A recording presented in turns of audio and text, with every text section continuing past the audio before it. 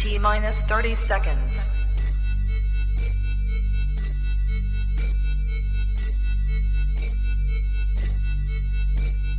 T minus 20 seconds.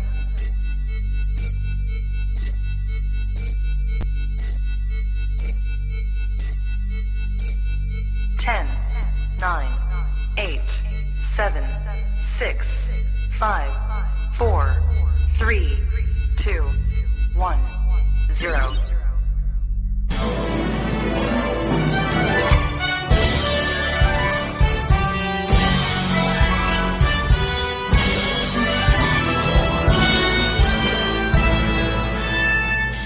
It's your Manchester.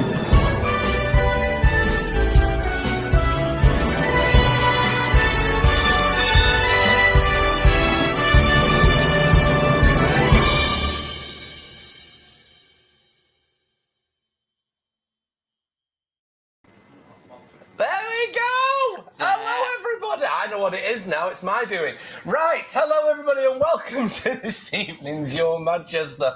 I've just noticed what I've been doing for the past few weeks. It's not actually our director's fault, it's my fault in the editing, everybody. How are we, everybody? We have got one amazing show lined up for you today. Hello, Michelle. Sorry, no. No. Zebra Carol. Zebra Carol is here, everybody, as my co-host today. How are you, Flower? Oh, I'm not too bad. I've been busy. I believe you've got some really important events going on. They've been. This is what's happened. So we did a studio seminar for the United Nations. Yeah. 75th anniversary. Yeah. Launched the People's Hub website. And also as well, we did it with some of my students as well. So it was like a multi-camera. It's like we were copying you. Multi-camera, all of that. Oh, it's got to be done with a multi-camera. Oh, it really has. Definitely. And you've been talking to some quite interesting people, haven't you? Yeah, from Nigeria with some projects, because we call the actual event Afternoon Tea with the SDGs. I'm so glad you got that right, because I've been doing my research this week, viewers, and I've been calling it the STDs. But anyway, that's another story altogether, isn't it? I'm sorry. Sustainable Development Goals. It's the United Nations Sustainable Development Goals. Number 1 is poverty, right through to number 17, which is partnership working. You're doing wonders. And now, I've got to bring this in. Now, you told me not to mention this, but a little bit tells me you might be working with somebody quite important from Disney. It's in the bag already. I've done it. Really? Yeah. Tell us more. Yeah. So in the biz, we call it DCOM. What? DCOM? DCOM. Disney Channel original movies. So yes, I interviewed the vice president of Disney Channel original movies. She's responsible for like High School Musical, Descendants, Zombies. It's just awesome. And she was like spilling the beans because you know how nosy I am. Yeah. So I was like, what project have you got going on? So she told me, Sneakerella. You'll like this. Sneakerella. Instead of a girl, it's a boy, and he's designing his own sneakers. That's pumps and trainers for us northern folk. Well, I don't know what to say about that, do I? It seems to be good. I think next year's going to be the year of Cinderella-style stories, because we've got Andrew Lloyd Webber's Cinderella coming out as well. Yes, yeah, I think so as well, yeah. It's going to be amazing. But we have got a marvellous show lined up for you today, everybody. We really have. Who have we got on the show today? So we have, can we show our guest on the right, who's in the studio, the wonderful Esther Morrison, known as Foodie Fan Stockport. And I'm just waiting for a rapturous round of applause because she needs that. Can you not hear it? Yeah, I can. I can hear it. In the distance. It's working. And we have, so her company's Paprika. We'll find out more about that later. Yes. And we've also got Matt Baker. He's high street campaigner, but he's also a writer, and he's done some fantastic things connected to Westminster, but we won't go down that route. But he is a high street campaigner. And we've got Ngozi. Now, Ngozi, I will not attempt your surname, Ngozi. We will phonetically break that down together when you're on. And she's a painter, not painter, she's a photographer, an artist, and she also contributes to Disability Online as well. And finally, we've got Miranda from Fair Shares Greater Manchester, and they're doing some fantastic work. You know, this sort of end child poverty and the school meals and all of that kind of stuff.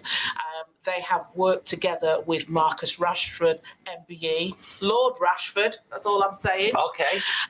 To feed the children and also people who are living in poverty at the moment. So we'll hear more about the fair share. And I must just say, a quick mention as well, our clothing today, everybody, has been supplied by a fabulous company called Isabella Loves. All clothing available from isabellaloves.com, and we'll be talking to the creator of that lovely clothing line very, very soon. In the meantime, if you want to get involved in our lovely channel, all you need to do is check out these links.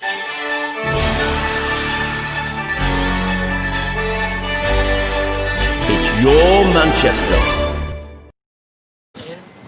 Right then, everybody, we are going to be now joined by our first guest, and his name is Mr. Matt Baker, and he's a high street campaigner, and he comes from a policy background, having worked in Westminster and Manchester Centre for Public Policy and Management. Good evening, sir. How are you? Good evening. Very well, thank you. Thank you for having me. You're more than welcome. Oh, fantastic. Hi, Matt. How are you? You're looking Very great. well. Thanks, Carol. You too. Behind you. Sorry? Is that a bookshelf behind you? I think it is, yeah. It's the obligatory bookshelf behind people when they're being interviewed. It's just my corner of the room. Now, I've got to ask, first of all, what is a high street campaigner? Well, I mean, in my case, I got into, I suppose, high street campaigning from. I used to work as a political advisor and started to take an interest in high streets, not least because, as well as being incredibly important to the sort of fortunes of local economies and prosperity, I could see they were also incredibly important for civic pride, building a sense of community, strong identity, a sense of belonging. You know, and I long felt that it was a neglected area of policy. This is when I worked in Westminster. I was then fortunate enough to be invited onto the veteran retailer Bill Grimsey, who used to be the chief executive of Iceland and Wix. I was invited onto his policy team, and I've worked with him on a number of high street policy reviews. There's quite a few online. The Grimsey Review. We did one this summer called Build Back Better, and we've lobbied central and local government ever since. And we're really pleased to see government, committing some really big spending now onto high streets. I mean, we're dedicating this show to, shop local, small business, and love your local market, which was a campaign a couple of years ago.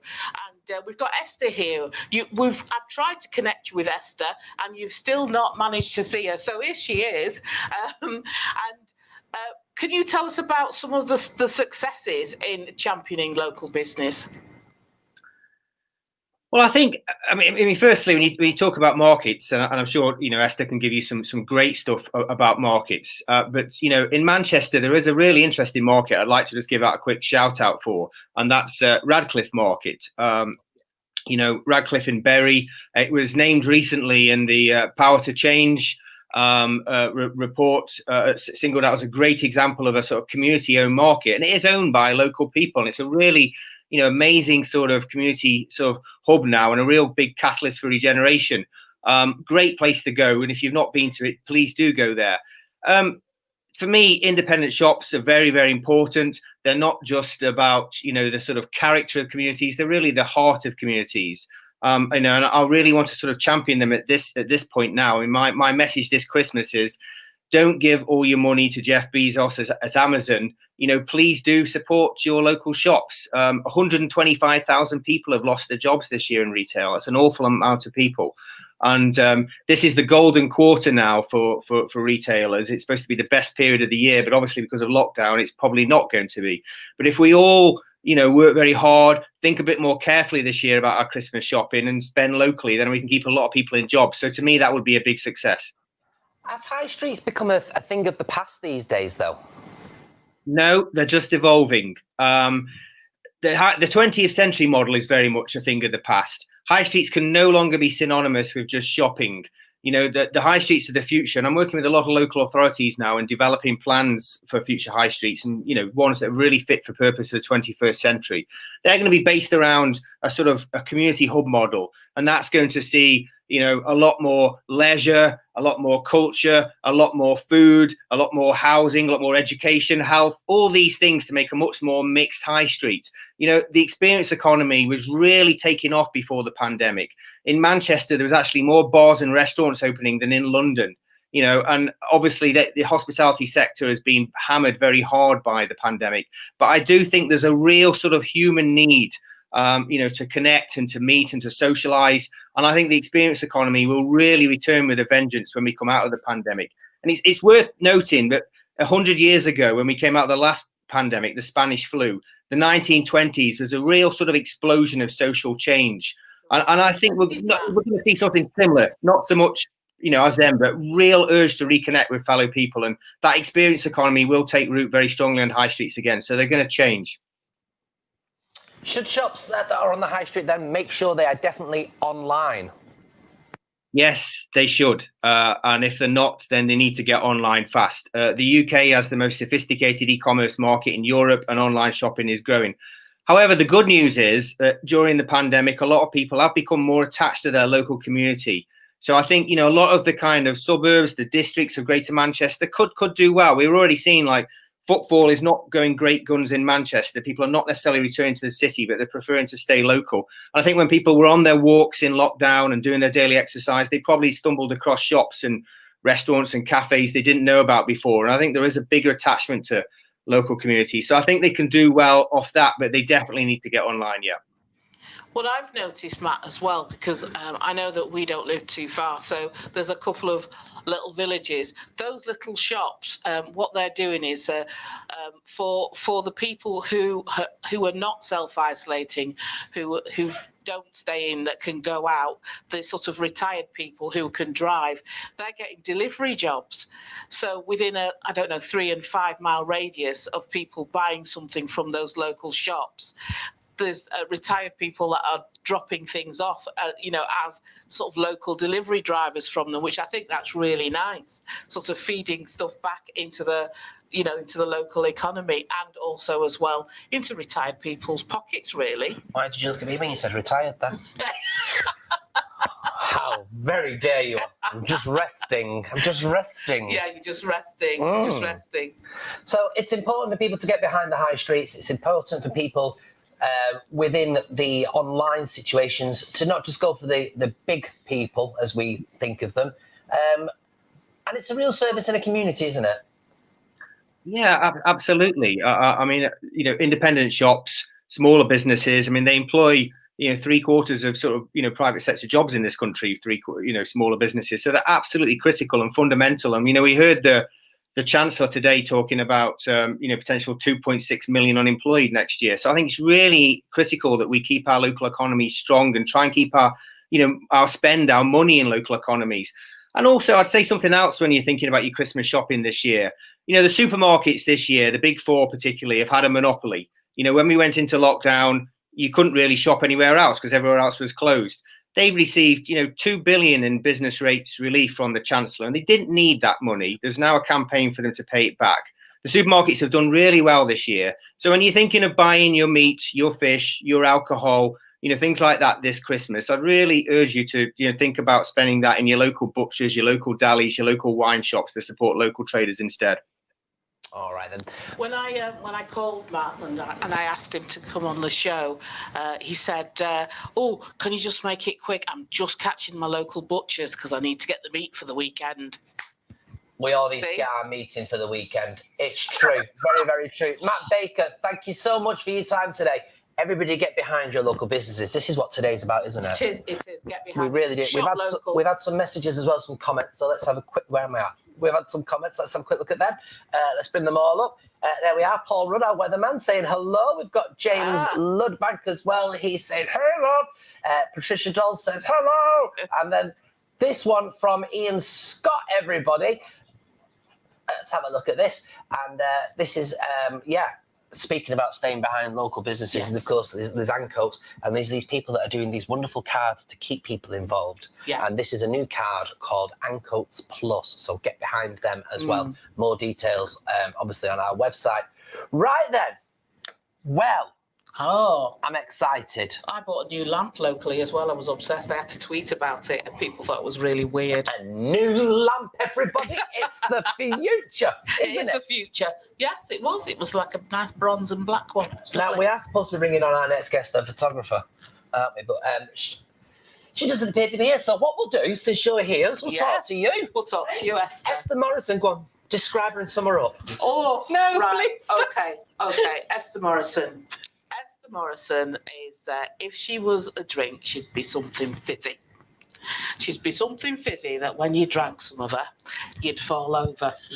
She has got so much energy. She is a fantastic foodie person, outdoor events, festival, food offering individual, but also as well, when we used to host an event called Foodie Friday in Stockport, we were the salt and pepper of that event. Is that where paprika came from? Because you're thinking of a joint spice. I was. Very well done. Because Yeah. paprika Paprika, can something. you can be smoky, and you Smoky. can be hot, and you can be sweet. Oh. I think I'll have just that word on my tombstone. Yeah, Yeah. good for your Like hair. Belinda Scandal. Paprika. Paprika. Yeah. Love it. And most importantly today, though, you brought in cake. Yeah. That's the thing. Which Okay. is more My important. cake, in fairness, did not quite come out as expected because I didn't have too matching. Come and size pop cake it on here in front of Yeah, our Carol. Let's yeah. have a look. Carefully. It took 5 people to bring this cake up the stairs. Look at this. I'm going to slightly tilt it so Yeah, that so it it can doesn't be. look wonky. There we are. It's very healthy looking. Can you describe it? Come on, describe this cake. Well, it's Nigella's Malteser and chocolate cake, Yeah. but it's got Ovaltine in it instead of Horlicks. Oh, I'll be asleep. And I've squashed up lots of Maltesers to give you extra topping. Lovely. Oh, I should have got a knife, shouldn't I? I brought one with Have me. you got a knife? yeah, I yeah. tell you what, have you got one maybe I've got a cake slice in my handbag. Oh, a cake slice in the handbag. Well, I tell you what. Can I pass that over to you to put that back carefully? Have you got it? Whoa, sweet child of mine. Where are you going with the cake? Put it over there. Just leave it there, love. No, I'm not breathing on it. I want it over there. Put it to the side. Oh, I'll tell you what, take a picture. Speaking of taking a picture, Ngozi joins us right now, everybody. Oh, Hello. How oh are hi. you? Are you up? We nearly didn't have you there. We I know. nearly didn't have you. It was Now, my you're a fault. It It's was all my right. fault. So you're here now. That's all Yeah. that matters. Yeah.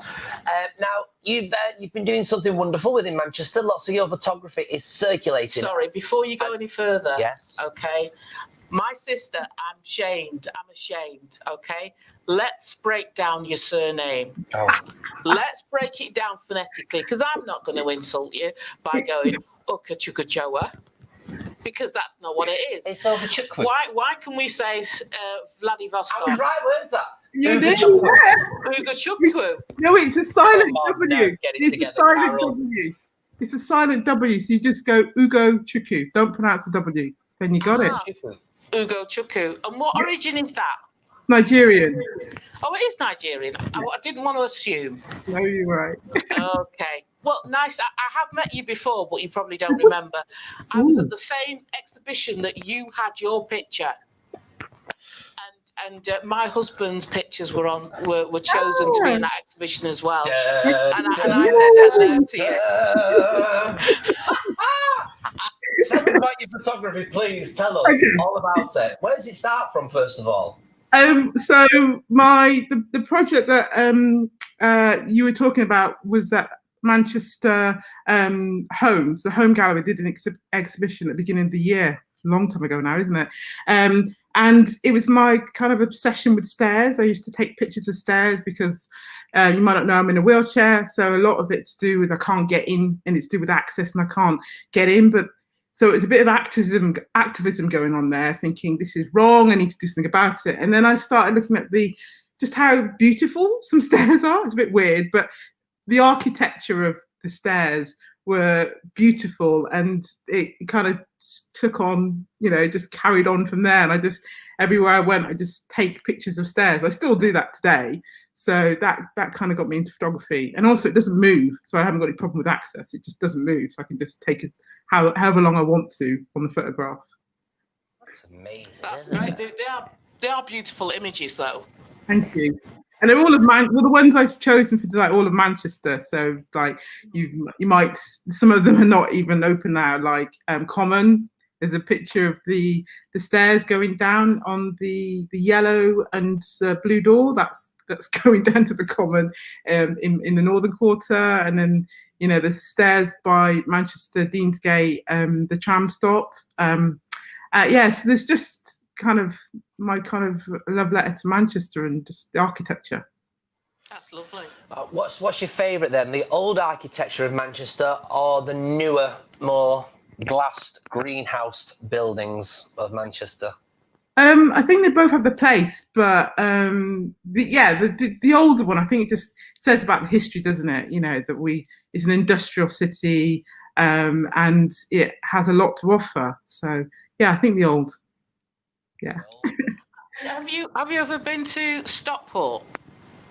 Stairs, because there are some stairs underbank and places like that.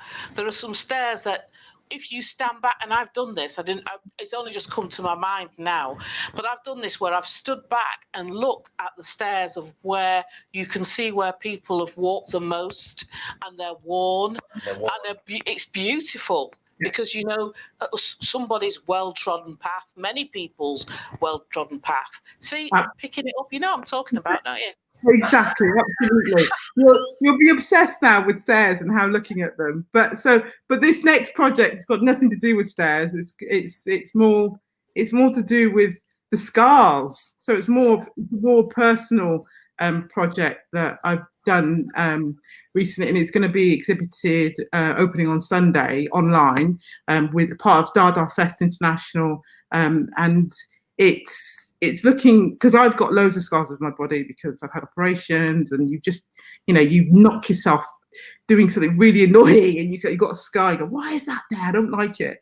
And it just triggered off like how it's like a diary of our life, the scars that we have, and the instance that we've had. It could be self-inflicted or through trauma, through operations or stuff like that that's happened to you, but it's like a memory. You forget the trauma of the physical, kind of the mental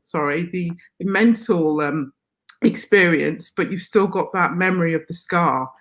So that's kind of fascinating me as well, to take photographs of that and get people to send me their photographs, because it's during lockdown. It's been hard to do this photography project, to be honest. It's not just images, though, is it? You're dealing with words as well and translating some texts. Tell us about that. So what I've done was have, because of lockdown, I was originally to go and speak to people and get them to tell me about their stories and to take photographs of their scars. So I've had to change it. So they've sent me their photographs kindly, and they've recorded their stories of how they got it and the meaning behind it and how they feel about it, or they've written text, and then I've just got some, because it's disabled festival, I've got actors to speak the words of what they've written for me. That's brilliant. Have you done any talks to students and photography students? No, I'm a complete amateur. I'm self-taught. So I'd feel very intimidated to go and talk to students. But you never know. After this, they might want to see my exhibit. Yeah. Because I think the passion that you have, but also as well the creativity, and their learning techniques. I mean, I lecture at a creative college, so we do music, media, games and events, and within the media we do film, video and photography. And I know that, and I've just finished an industry week where I had a 200 contributor festival of industry people. Some are self-taught musicians, musician who is deaf, self-taught and so on. So it's about the whole creativity and it's about the passion, and I think you'd be brilliant talking to the students, because you can and you will and you have. Thank you. Well, you got my details, so calling you, you'd be like, oh, she's the one that can't say my name properly. No, you'll you're fine. I will be able to soon. Before you going, Gozi, people that are with the scars, they should celebrate these scars, shouldn't they? And if they wanted to be photographed by you, would this be something that would be able to be done? Absolutely. The project's still going on. So this is the first phase of the project, and was going on until next year. I'm going to take some more photographs of myself and possibly some other people in a studio and be more artistic about it. And I want to use a different processing types called Sienna type. So the Sienna type is the original architectural, going back to my stairs again, the architecture, the original architectural blueprints that was done on Sienna type. So I want to play with the processing as well. So if people want to get in touch with me, they can contact me on all social platforms. So yes, this is Ngozi, and reach out to me and we can try and, make it happen. I'll be very grateful if people want to still be involved in my project. Excellent. Ngozi, thank you so much for your time today. Thank you. Have a good evening. You've done it again. What? You've brought us another inspirational show. Oh, stop. How Honestly. do you do it? I don't know how you managed to do it. It's quite amazing. She's fab. She's fab, isn't she? She's fab. He was fab. Yeah. I'm looking forward to see what else we've got coming. In the meantime, let's have a quick look at what's on the box.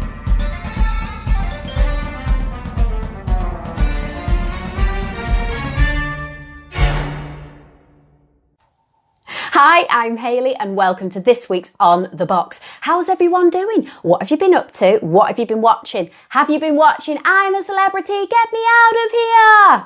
Let me know your thoughts on that. Do you actually like it set in Wales? Drop me a tweet at HeyKate, HayKate, and let me know what you've been up to.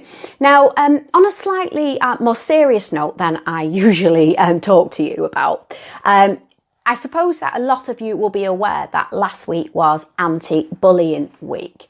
Now, I wanted to mention this because ITV are helping the Diana Award with the training of 10,000 anti-bullying ambassadors. Now, you can train as an ambassador and be an ambassador if you're a teacher or a student in a school. And Loose Women's Brenda and Andrea did actually create a short video about themselves as young people, about what they experienced at school as well. I was also bullied throughout whole of school, really, and it does affect you in a big way. I wouldn't wish what I went through on anyone. So if you are able to train as an anti-bullying ambassador, do pop online and look it up on the Diana Award.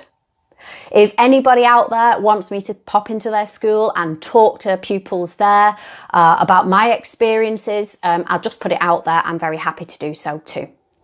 Now, on a slightly more, a less serious note, on the 22nd, Dolly Parton's new film, Christmas on the Square, entered our living rooms on Netflix. Now, I'm planning to watch it in the next week or so once the Christmas tree is up. But all the songs on there have been written by Dolly, and they are brand new songs just for that particular musical. So do watch that Christmas on the Square. Looks absolutely fantastic. Nice, cozy film. Christine Baranski stars as well as a modern day Scrooge. So I definitely recommend that one. Now, that's it from me. I'll catch you next time. Bye.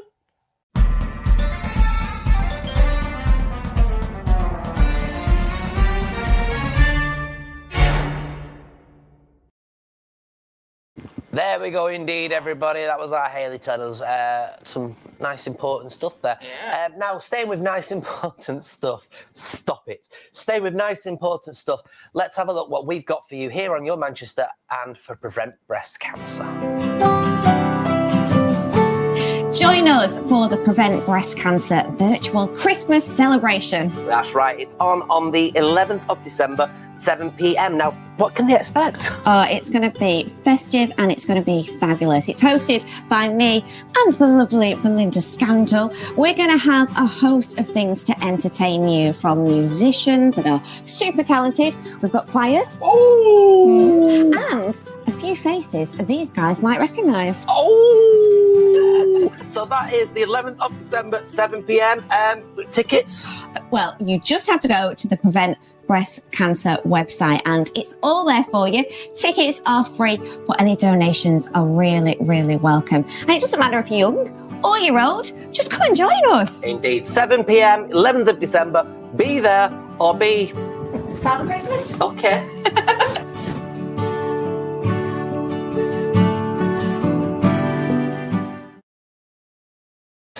Well, Well, there you go, see? So that's an important event that's coming up as well. We've got loads of events over Christmas, haven't we? Yeah, the 11th of December. Yeah. What time again? 7 o'clock? 7 o'clock. And 7 it's o'clock. free, so please make some donations. Indeed, definitely. Also, we've got our lovely show, our big Christmas spectacular on the 16th. We have, I can hear Santa. Getting ready. I thought you were going to say, could hear Santa coming then, but anyway! No, there was no way I was going to give you that carry-on moment. I'll be joining this here one. She'll be on the naughty list on the 16th of December. I think you will. Do you think he'll put me on his knee? Can we focus on this guest, please? Well, yes, there's Kate. You're extremely naughty. Nobody's on the naughty list this year. We've had a whole year of being on the universe's naughty list. We need some time off. It's been a strange old year. Esther, shop local. Yes. Love your local market. Do you remember that campaign? I do remember that campaign. It came out the Porter's Pilot Review of High Street. Tell us about that. Oh, God, that was a long time ago. That was the first sort of celebrity involvement that the government did, and they thought, well, if we get Mary Portas and she has a look at our high streets and she can come up with some ideas and when we can put some money into it. So it didn't quite work out how they planned, partly because, as usual, they didn't put the money in that they promised.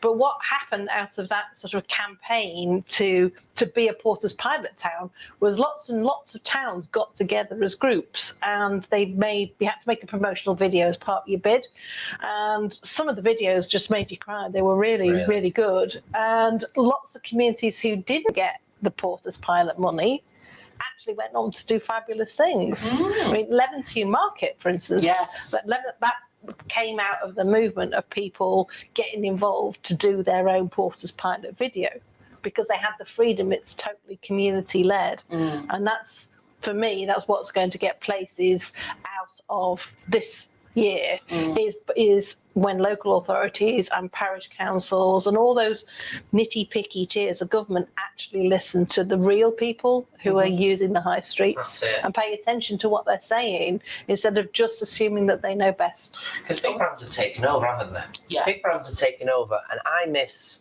the community. I mean, I live city centre Manchester, so you don't really have until you have the makers markets that arrive that sense of buzz about coming together as a community to sell local products. I've been talking to the team behind the makers market. We will have them on at some point. We will do. Lovely. And when did the penny, the nugget drop, the idea of Foodie Friday? When did that come? Because that was round about the same time, wasn't it? It was. Foodie Friday was launched for the very first Love Your Local Market weekend. So I'd done all this, gone through all this research. Like lots of local authorities, they spend lots of money on consultants, and then they never listen sometimes to what comes out the other end. And the thing that came out the other end of all the research and all the scrutiny reviews that the councils had done was that the food at Stockport Market wasn't good enough. There were too many people doing the same thing, and there wasn't anything interesting to bring new customers into the market. So I was trying to sort of work out ways of how I would maybe do an event that would encourage people to start looking at Stockport as a town in a different way, so that sort of these newer street food type people would think, oh, actually Stockport Market's not what I thought it was. It's much more attractive. The area, let's face it, Stockport Marketplace is absolutely gorgeous. It's beautiful. Yeah, so many people don't go beyond Mersey Way. They don't go into the old town, and that's the old town of Stockport is where all the interesting independents are. And I had this airy-fairy idea that if I could start a street food event, then it would just change how people felt about Stockport Town Centre. Definitely. And it did. And it did, it worked really well because parallel to that, I was commissioned to do a creative festival where I got lots of different people to do creative things, and I had different pockets around Stockport, and I can't remember who it was that basically put us together. She just saw this name on a sheet, Caroline Whitehead, and she was like, oh, who's that? And then I walked in and went, hello. And so it went. Blackshaw's Cafe, our very first meeting. Blackshaw's Cafe. Blackshaw's Cafe. So what about if somebody else is in their local community, and obviously when we get out of lockdown, they want to set up something like that? because it's important. How do they go about doing that? I think the first thing is to get a feeling for whether there are enough people who enjoy different types of food to make it sustainable. So I started in the summer. We started as a trial in our local football club in New Mills. We started doing some street food to go with because it was a lovely sunny day, and we thought, well, the bar's open, we'll bring in a few extra people. So the very first trader at New Mills Football Club was Kay Delicia, who now has a wonderful street food operation in a double-decker bus. Wow. In a double-decker bus in Disley railway station car park. Her food's amazing. So she was the first one, and everybody loved it. And it's only hit me recently that New Mills Football Club is probably the only flat bit in New Mills, because it's like this everywhere. You know, when you come to trade with me, you have to have your brakes checked before you come. Quite right. Things slow down, go down the hill, and this is we just brought in all sorts of people completely, because it was in the middle of town, but it was flat.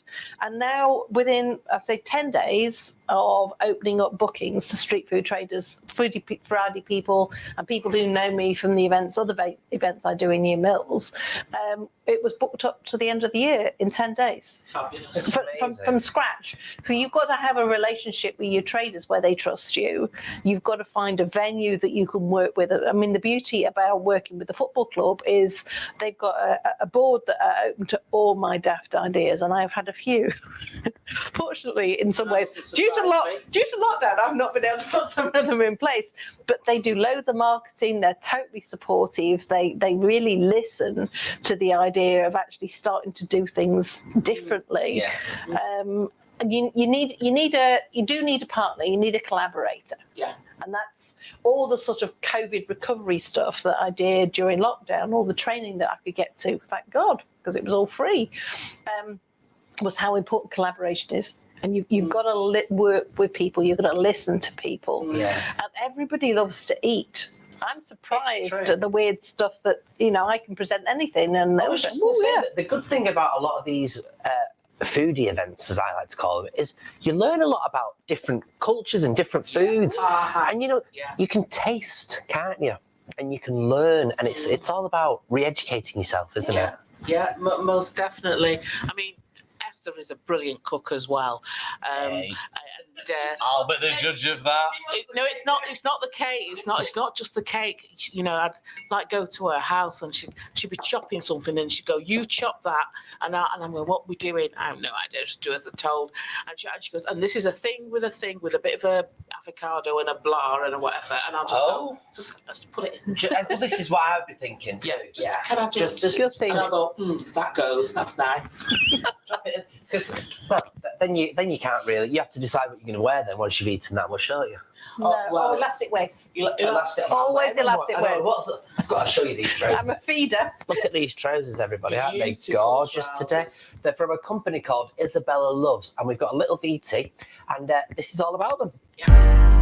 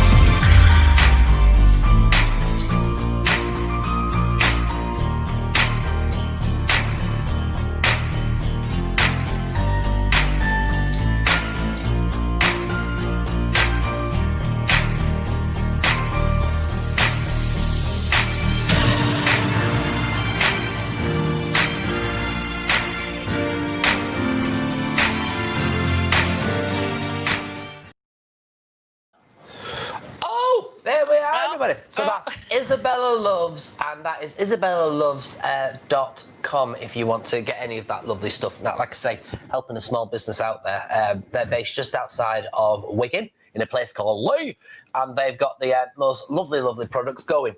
Now, you wanted to talk something very important. Oh, stop! Look at you. Do you know, everybody? It's just like having a toddler.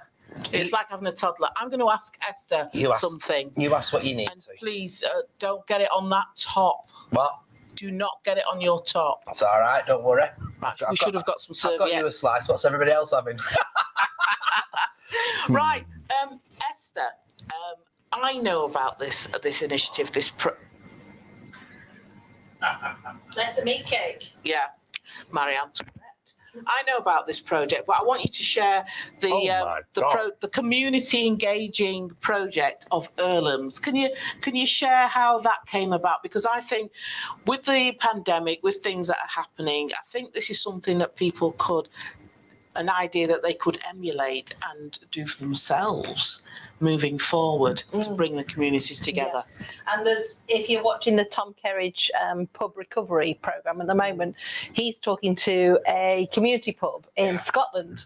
And it reminded me very much of the starting out at Earlham's. So Earlham's was a community interest company that was following the Plunkett Foundation model. So if they raised money by shares locally and nationally. I think the furthest away that somebody bought shares in the shop was Southampton or something like that, right on the south coast. And the idea was no matter how many shares you had, you only had one vote.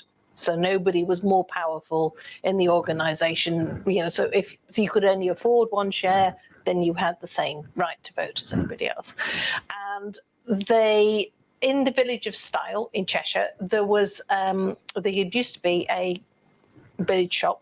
Well, there have been two village shops. When the mill had been a properly operating thing, it had the company store where you could go and you could sort of pay by hire purchase to get your goods and your food and whatever. There's a post office as well. Yeah, there's a post office as well. So, but all that was left, was the local shop, which had been the post office and the newsagent, but it just shut for ages, and then it had become like a hairdresser's, and then it had shut. But it's on the National Trust estate for Quarrybank Mill, so which we know, and opposite a lovely pub. And because it was on the National Trust estate listing, they wanted it to go to a useful purpose. And they were willing to give it away at a peppercorn rent, which is a really, really small rent, not market rent. So people were allowed to bid for ideas. And the bid that won was the local village's idea that they wanted to have a village shop. Because if you lived in Style, you couldn't get a pint of milk within walking distance. You had to, the nearest place you could get a pint of milk was the petrol station on the way to the airport. So how long did it take from... And I know that our other guest is here now. But how long did it take from actually the shell that it was? Because it was empty for how many years?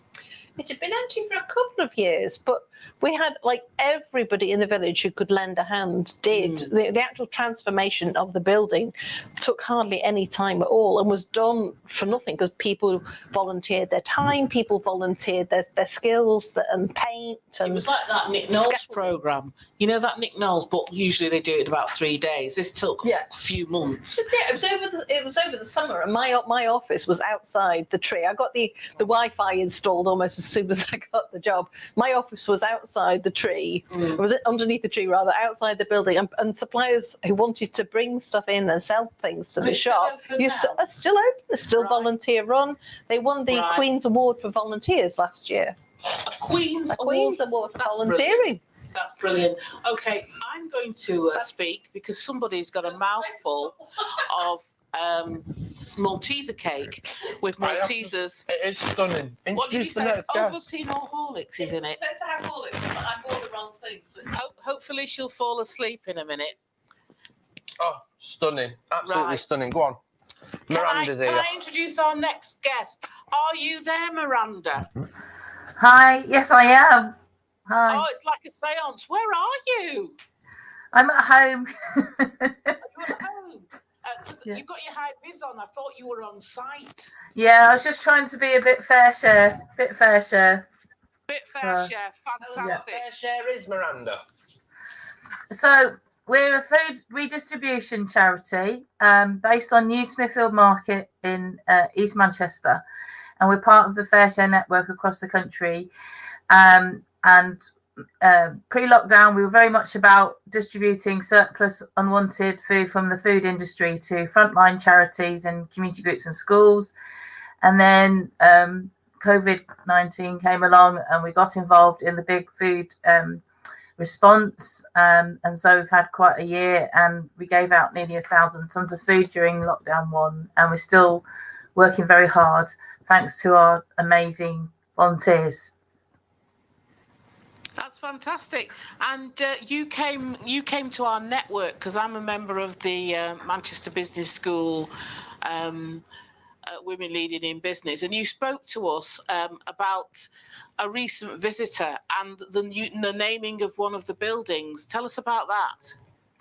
So at the start of lockdown, a footballer found Fair Share and decided to get involved, and I think everybody's now heard of him. So the wonderful Mr. Marcus Rashford started supporting Fair Share and encouraging everyone to get involved supporting Fair Share throughout the lockdown period. And meantime, we've been developing our new warehouse project and refurbishing a building on the market that's going to enable us to give out 3 times the amount of food we're giving out at the moment.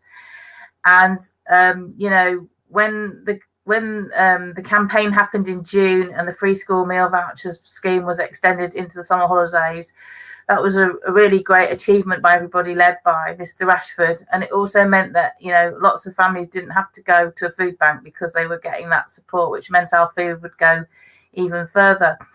And he's stuck with the issues, as everybody's seen, really with dignity and authenticity, speaking about what happened to him and how he wants things to be for children and people growing up now. And we just wanted to recognise that amazing achievement and show our respect by asking the family if it'd be all right to name our new warehouse when it's finished after his mum, Melanie. That's fantastic. Thank you so much. What we want to do, we'll put all the details up so that people can, because you're looking for donations as well, because you're still looking for donations, so you can complete the work that you can do. And I want to thank you so much for coming on.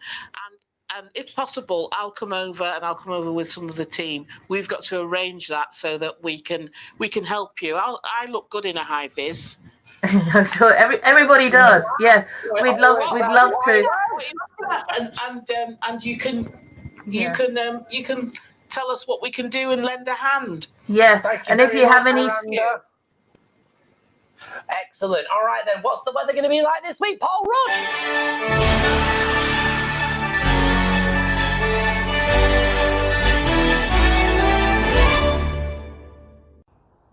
Good evening, Belle. Good evening, Carol, and welcome everyone to this week's weather forecast with me, Paul Rudd.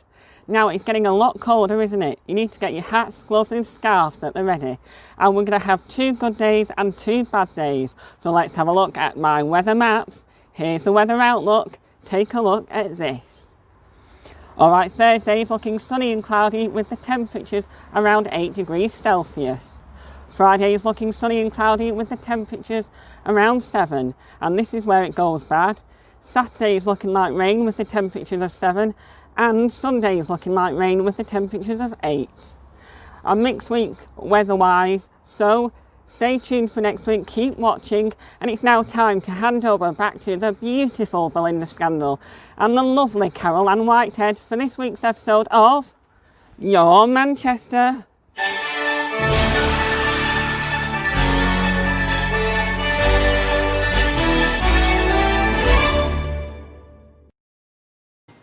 literally can't cope with him anymore. Oh, I can't. do you He's know what? just too fabulous for words. He is fabulous. You know, he's lucky there's a pandemic and the social distancing. I'd be getting the mistletoe out. Get the mistletoe out. Oh. In fact, just before we go, because we have got to wrap up in a minute, but she's arrived. She's been later than never.